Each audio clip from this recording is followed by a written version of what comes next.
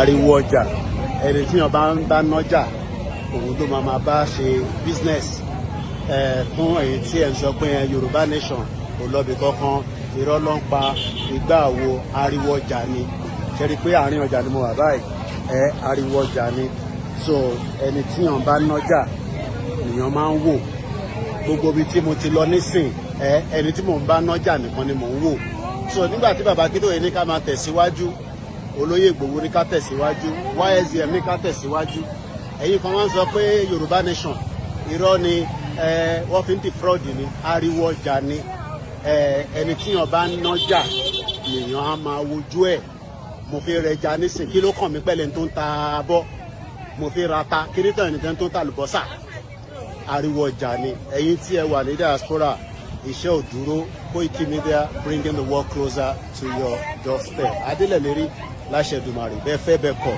Yorùbá nation àdádúró ariwo ọjà ni gbogbo àwa tí à ń ṣiṣẹ́ lọ ẹ má bá wọn wo ohun tí wọ́n ń ta o ohun táwa gbé dání tá à ń pè ní self determination òun ni ká dúró lé lórí ìrìn àjò náà rẹ̀ la ṣe wà Koikimedia live and direct.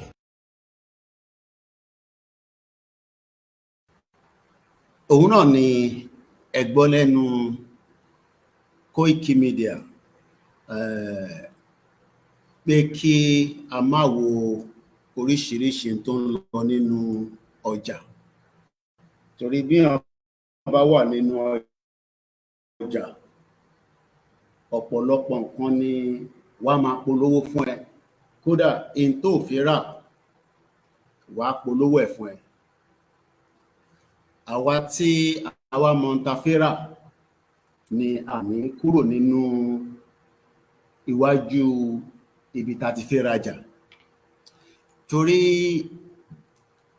ọjà Mile 12 ọjà Òkèléwó ọjà Kútọ̀ ọjà ní Èkìtì ọjà ní Kwara ní Kogi ọjà ní káàkiri gbogbo ilẹ̀ Yorùbá tó bá débẹ̀ tó bá jẹ́ pé iṣu ló fẹ́ lọ rà má yà síbi tán ti ń taṣọ ẹni tó ń taṣọ á máa polówó aṣọ fún ẹ ẹni tó ń ta nǹkan tí o fẹ́ rà á máa polówó fún ẹ ìwọ tí o wá fẹ́ rajà ló máa mọ tó fẹ́ lọ rà torí pé púpọ̀ nù àwa tí a jọ gbé ní àjò yìí dání tí a bá wà careful in tí kò jẹ́ ká rà lọ́jà òun la máa padà rà wálé ó dẹ̀ ṣe pé tíyàn bá lọ ra tí kò tọ́ tí kò yẹ ìwọ àtẹni tí ó rán ẹ lọ́jà ẹ lè jọ ní gbólóhùn ọ̀rọ̀ ìyẹn ni pé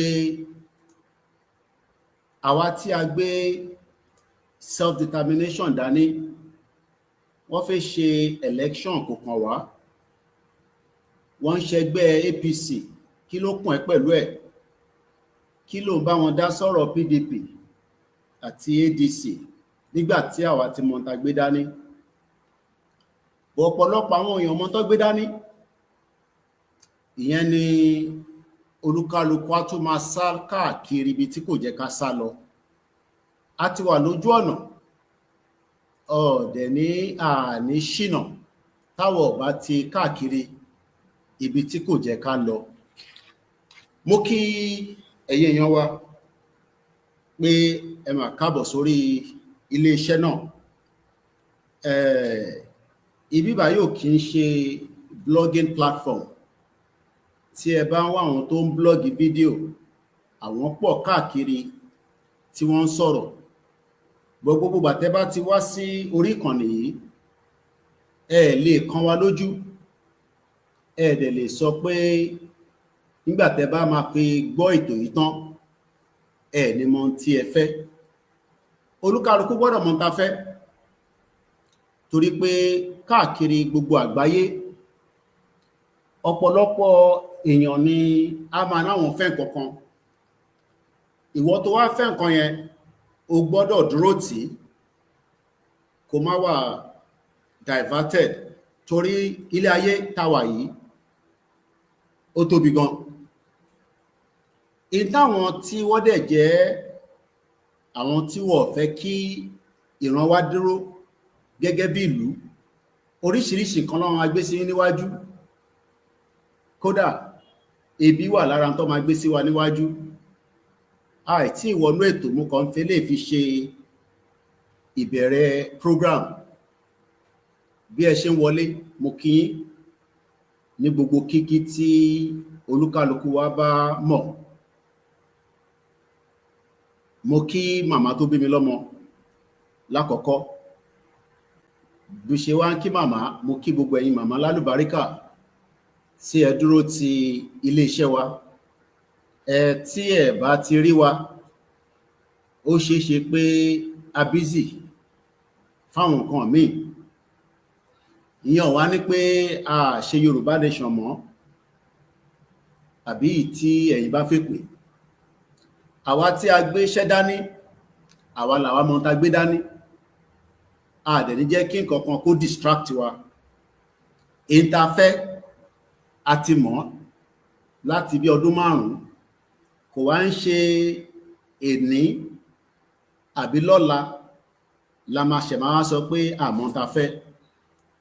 Bẹ́yìn náà bá ti mọ̀ tẹ́ fẹ́, kò bá já wa mélòó kan náà ni à ń bọ̀ sí ibi tí ọ̀rọ̀ Nàìjíríà dé lálẹ́ yìí.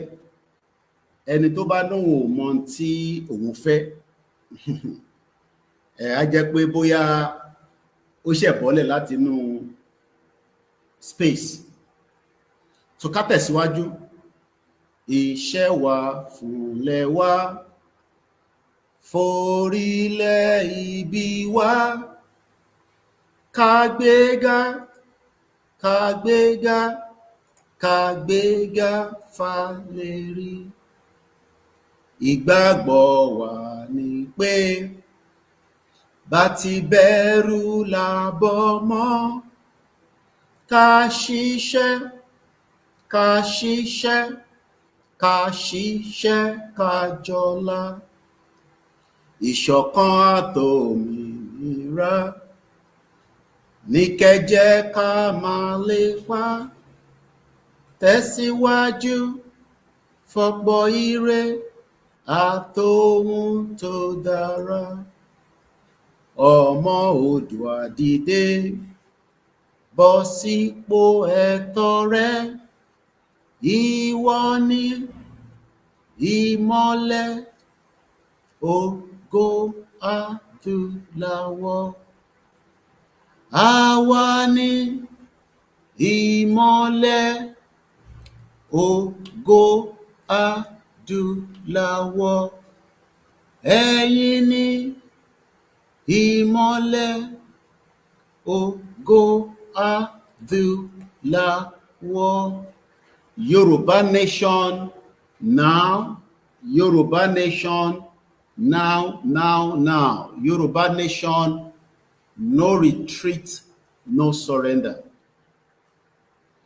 Ìdí ni